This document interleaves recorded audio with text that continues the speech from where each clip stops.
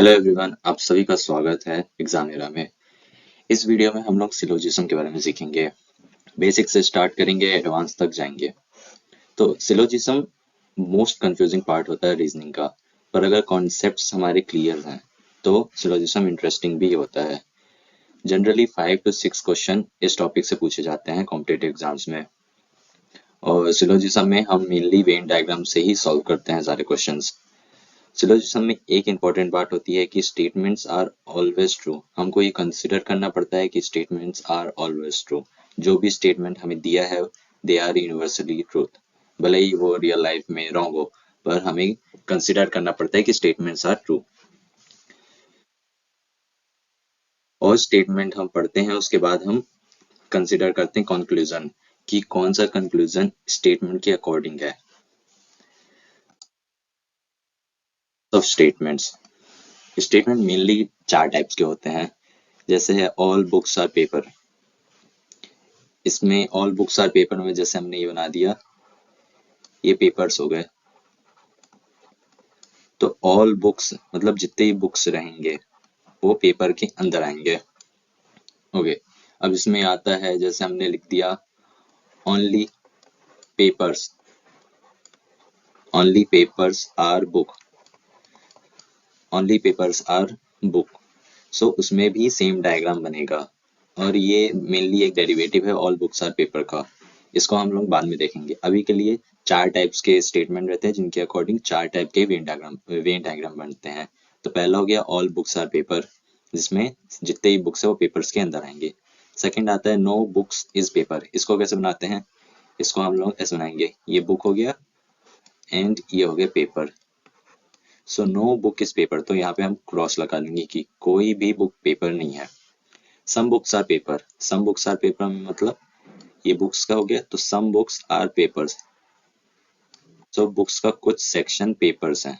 Okay, some books are not paper. इसको कैसे बनाते हैं, इसको बनाने के लिए ये हमने बुक्स का बनाया और इसका इतना हिस्सा मेनली एक छोटा सा पार्ट जो कि पेपर नहीं है। इसका मतलब ये है कि ये जो अदर अदर पार्ट है ये वाला, वो पेपर हो भी सकता है नहीं भी हो सकता है, पर हमको इतना कंफर्म है कि ये जो ये वाला पार्ट है ये पेपर नहीं है, ये वाला पार्ट पेपर नहीं है। ओके, तो कितने टाइप के डायग्राम्स होते हैं। पहला हो गया all books are paper, second हो गया no books is paper, third हो गया हमारा some book is paper, and fourth हो गया हमारा some book are not paper. ठीक है, अब सबसे पहले हम कॉन्सेप्ट सीखेंगे केस ऑफ पॉसिबिलिटीज का। सबसे पहला हमारा जो कॉन्सेप्ट हम सीखेंगे वो है केस ऑफ पॉसिबिलिटीज। अगर कोई भी हमें स्टेटमेंट दिया है, इसलिए हमें कोई भी स्टेटमेंट दिया है, 2 स्टेटमेंट दिया है, और फिर हमें कंक्लूजन दे दिए, 3 कंक्लूजन दिए हैं। अब अगर कंक्लूजन से हमें ये नहीं पता चल रहा है कि वो स्टेटमेंट के अकॉर्डिंग है नहीं है, मतलब हमारा केस आ रहा है मी और मे नॉट बी, मतलब हो भी सकता है और नहीं भी हो सकता ये वाला कंक्लूजन, तो हम इसको रॉन्ग करेंगे। पर अगर इसमें लिख दिया कि पॉसिबिलिटी है, पॉसिबिलिटी है, और स्टे जो हमारा कंक्लूजन में लिखा है पॉसिबिलिटी, और कंक्लूजन मे और मे नॉट बी मतलब सही भी है और मतलब सही नहीं भी है, गलत भी नहीं है, तो हम उस केसेस में इस कंक्लूजन को सही मानेंगे। तो in syllogism, conclusion which is not 100% sure its possibilities can happen, and if conclusion which is 100% sure its possibility can't happen। तो अगर हमें स्टेटमेंट के अकॉर्डिंग कंक्लूजन ट्रू है, अगर यहाँ पे दे दिया कि ऑल बुक्स आर पेन, और हमें स्टेटमेंट में दिया है all books being pen is a possibility, हमें दे दिया यहाँ पे all books being pen is a possibility, तो हम इस केस में क्या करेंगे, इस केस में इसको रॉन्ग कर देंगे। क्यों, क्योंकि ये तो 100% श्योर है कि ऑल बुक्स आर पेन, इसकी पॉसिबिलिटी हम गलत करेंगे। और अगर लिख दिया no book is pen being possibility, being a possibility, तो इस केस में भी हम लोग इसको रॉन्ग मानेंगे, क्योंकि हमें पता है no book is pen is absolutely wrong, 100% sure है, तो इसकी भी पॉसिबिलिटी रॉन्ग रहेंगे। अगर हमें ऐसा कुछ भी दे दिया कि 100% श्योर है जिस पे हम कि वो सही है या गलत है, तो उसकी पॉसिबिलिटी कांट हैपन। और अगर हमको यही कह दिया था ऑल बुक्स आर पेन और हमें ऑप्शन में दिया होता all pen being book is a possibility, अगर हमें ये दे दिया होता तो हमें पता है क्या कि सारी पेन बुक्स हैं या नहीं है, नहीं पता है, तो ये सही भी हो सकता है गलत भी हो सकता है, तो इसकी पॉसिबिलिटी हमेशा सही रहेगी। ठीक है, यहाँ पे क्वेश्चंस देखते हैं।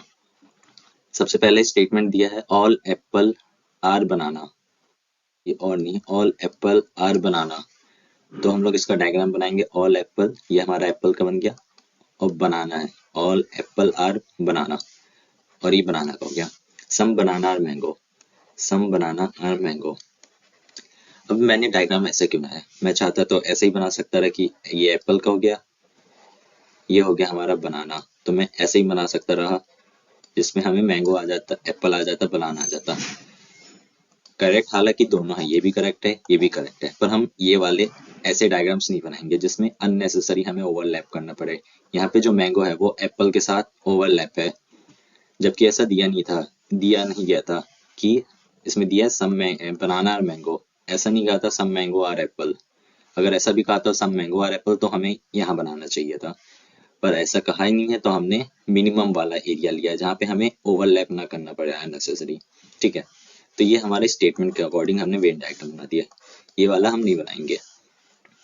अब यहाँ पे कंक्लूजन दिया है all apples being mango is a possibility, all apples being mango is a possibility.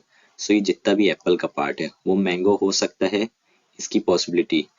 और हमें पता है कि मे बी एप्पल यहाँ पे ना हो, यहाँ पे हो खाली एप्पल, ऐसा भी हो सकता है, तो ये सही भी है और गलत गलत भी है, बोथ केसेस है, तो हम इसकी पॉसिबिलिटी को राइट मानेंगे।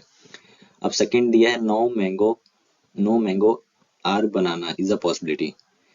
अब हमें पता है सम मैंगो इज बनाना है, इतना मैंगो तो बनाना है, तो नो वाला तो 100% श्योर है कि नहीं हो सकता, तो इसकी पॉसिबिलिटी रॉन्ग होगी, तो इसका जो राइट आंसर होगा वो होगा only one follows.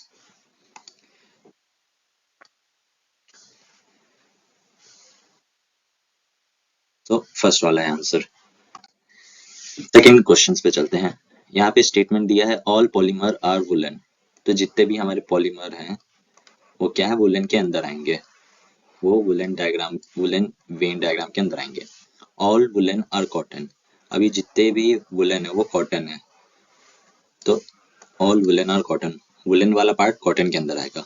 Some leather are polymer, अब यहाँ पे दिया सम लेदर आर पॉलीमर, पॉलीमर यहाँ पे है, तो सम लेदर पॉलीमर हमें ऐसा बनाना पड़ेगा।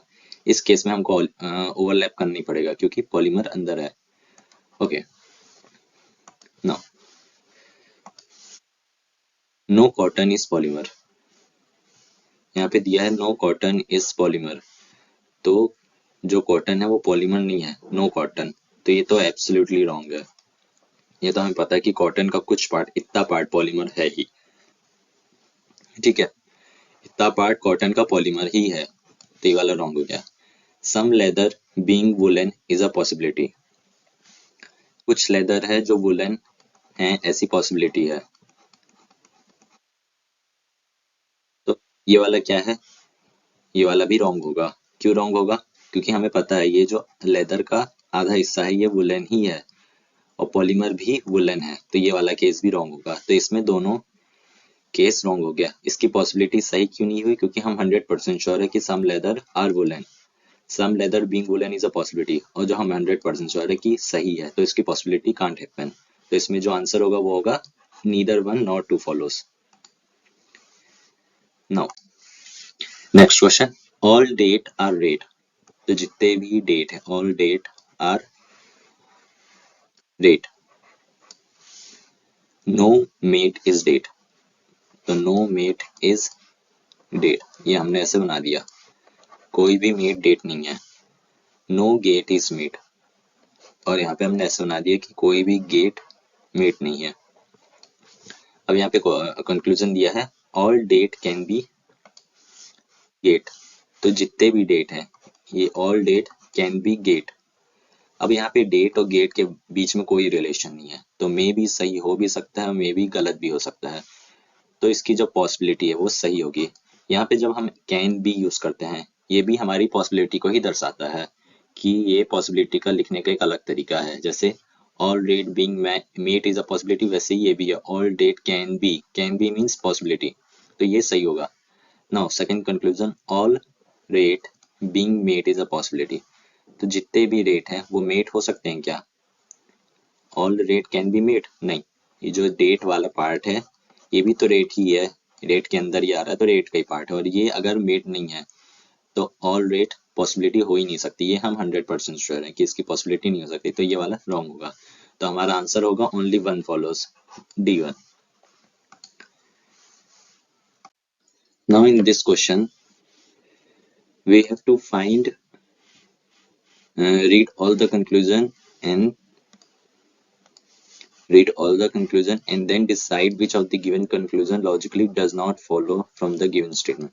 अब इसमें हमें बताना है कौन सा स्टेटमेंट कौन सा कंक्लूजन रॉन्ग है, इसमें हमें रॉन्ग कंक्लूजन चूज करना है। तो स्टेटमेंट दिया है ऑल 10 आर मैन, तो कैसे बनाएंगे इसको, ऑल 10 आर मैन, ठीक है, तो यहाँ पे बना दिए 10, all 10 are man. Now some hen are 10, ये आ रहा है सम hen आर 10, तो हम ऐसा बनाएंगे सम hen आर 10, ठीक है, some hen are 10, no man is dead, so कोई भी मैन क्या नहीं है, डेड नहीं है, so no man is dead, all pen are hen, तो ऑल पेन, पेन का गोला हम यहाँ बनाएंगे, ओवरलैप नहीं करवाएंगे, so all pen are hen, ठीक है। अब इसमें कंक्लूजन दिया है, ठीक है, no man is dead, okay. अब कंक्लूजन देखते हैं, some man are definitely hen, तो यहाँ कहा गया है some man are definitely hen, कौन सा मैन, जो इतना पार्ट है मैन का वो hen है, तो this conclusion is right, some man are definitely hen। Second conclusion, all hen can be den, so जितना पार्ट है ये hen का वो den हो सकता है, बेसिकली ये वाला पार्ट hen हो सकता है, कौन सा पार्ट, ये वाला, बट जो दिस पार्ट है, दिस वन, ये वाले पार्ट, ये den नहीं हो सकता, so all hen can not be den, so ये वाला हमारा कंक्लूजन रॉन्ग हो जाएगा। All pen being 10 is a possibility, so this pen, ये जो पेन का सर्कल है, all pen being 10 is a possibility, basically pen और 10 के बीच में कोई रिलेशन नहीं है, पेन वाला सर्कल हमारा यहाँ भी हो सकता रहा, इस एरिया में, इस एरिया में हो सकता रहा, तो वो 10 के अंदर आता, तो दिस पॉसिबिलिटी इज ट्रू। सो हमारा लॉजिकली डज नॉट फॉलो कौन सा कंक्लूजन है, सेकंड वाला कंक्लूजन है जो हमारा आंसर है, क्योंकि वो गलत है, तो इसका आंसर होगा हमारा D, ठीक है। Now there are 4 statements given, first वाला है all chats are bad, so ये जो हमारा चैट्स का पार्ट है, all chats are bad, so chats are bad. Some cats are bad, so कुछ कैट्स का part are bad, some cats are bad. Some mate are chat, तो ये हम यहाँ बनाएंगे some mate are chat. Some tate are mate, so ये बन गया सम टेट आर मेट। नाउ इसकी कंक्लूजन देखते हैं, some bad being mate is a possibility, so ये बैड वाला पार्ट है, और हमें पता है जो बैड का इतना पार्ट है वो मेट है, that's true, so some bad being mate is a possibility वो फॉल्स हो जाएगा, क्योंकि 100% ट्रू है, तो इसकी पॉसिबिलिटी फॉल्स होगी, so false. Some cat can be chat, so some cat can be chat, ये वाला कैट, कैट ये रही इतना पार्ट, तो हमें नहीं पता कि कैट वाला पार्ट चैट में है कि नहीं है, गलत भी है सही भी है, तो इसकी पॉसिबिलिटी कैन बी मतलब पॉसिबिलिटी ट्रू होगी। Now some tet can never be cat, so some tet, cat tat यहाँ पे है और कैट, कैट कहाँ पे, यहाँ पे है, दिस इज कैट। अब हमें नहीं पता है कि टैट और कैट के बीच में कुछ नहीं कहा गया है।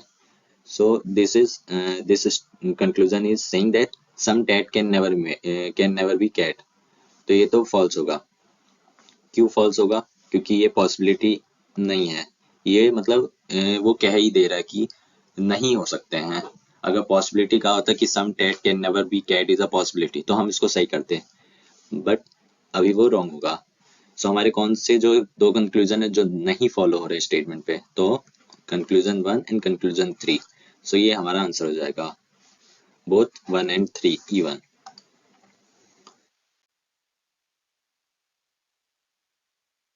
All grass are plant. क्या कहा है? All grass are plant. ये ग्रास है, ये प्लांट है। Some trees are grass. कुछ ट्रीज है जो ग्रास है। So some trees are grass. Some plant are not seed. So हम मान लेते हैं कि प्लांट का इतना part, this part is not seed. अब हमने जो इसमें डायग्राम बनाया वो हमने यहाँ से लिया है लाइन, क्योंकि हमें अच्छे से दिखाना पड़ता है कि ताकि बाद में कंफ्यूजन ना हो। अगर हम चाहते यहाँ से लेते तो हमें लगता है कि पूरा जो प्लांट है वो सीड नहीं है, पर हम यहाँ से नहीं ले रहे हैं। Okay, all leaf are tree. So all leaf are tree, हमने लीफ पे यहाँ बना दिया छोटा सा। नाउ कंक्लूजन देखते हैं। All tree can be leaf. So all tree can be leaf. Basically हमें नहीं पता है, ये सही भी हो सकता है गलत भी हो सकता है। सो इसकी पॉसिबिलिटी कैन बी वो सही होगी। सो फर्स्ट वाला हमारा कंक्लूजन सही है।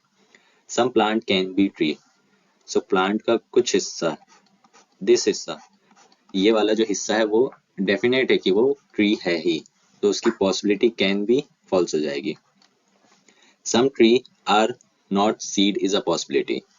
सो कह रहा है some tree are not seed. तो हमें पता है हमें बेसिकली ये वाला जो कंक्लूजन है some tree are not seed, ये हमें नहीं पता कि सही है कि नहीं है। और हमें पता है कि जो प्लांट का इतना हिस्सा है वो सीड नहीं है। अब उसमें ट्री आ रहा है कि नहीं आ रहा है ये नहीं पता है, तो बेसिकली इसकी पॉसिबिलिटी क्या होगी? सही होगी। सो हमारा कौन सा कंक्लूजन नहीं फॉलो कर रहा है? सो सेकेंड वाला। सो इसका आंसर होगा D.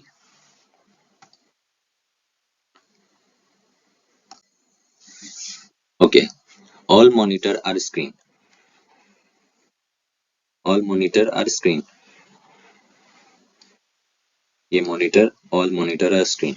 No monitor is scanner. No monitor यहाँ पे इज होगा, नो मॉनिटर इज स्कैनर। ये बना दिया, no monitor is scanner. No mouse is monitor. अब माउस वाला पार्ट हम यहाँ बना देंगे कि वो नहीं है। No mouse is monitor. Okay, conclusion देखते हैं। All screen can be mouse. Screen, सारी स्क्रीन माउस हो सकती है क्या? नहीं हो सकती है। जो ये मॉनिटर वाला हिस्सा है वो तो माउस नहीं है, तो all screen can not B mouse. So this is wrong. इसकी पॉसिबिलिटी क्या होगी? रॉन्ग होगी। All mouse being scanner is a possibility. So all mouse, ये जो पूरा माउस है क्या वो स्कैनर हो सकता है? हाँ हो सकता है। अगर हमने माउस को यहाँ बना दिया, फिर भी हम इसमें बता देंगे कि कोई माउस मॉनिटर नहीं है और सारे माउस स्कैनर के अंदर आ सकते हैं और नहीं भी आ सकते हैं, तो इसकी पॉसिबिलिटी क्या होगी? ट्रू होगी, क्योंकि हमें नहीं पता है। सो फर्स्ट वाला वो गलत था, सेकेंड वाला सही हुआ हमारा कंक्लूजन। थर्ड वाला देखते हैं। Some screen are definitely not scanner. So ये रहा स्क्रीन वाला पार्ट। सो स्क्रीन का जो इतना पार्ट है वो डेफिनेटली स्कैनर नहीं है। सो ये क्या होगा? हमारा सही होगा। ठीक है, तो हमारा सिर्फ फर्स्ट वाला कंक्लूजन है जो फॉलो नहीं कर रहा, तो इसका आंसर होगा बी। ओके, इसके साथ दी एंड। अब हम मिलेंगे नेक्स्ट पार्ट में जिसमें हम आगे के कॉन्सेप्ट सीखेंगे सिलोजिज्म के।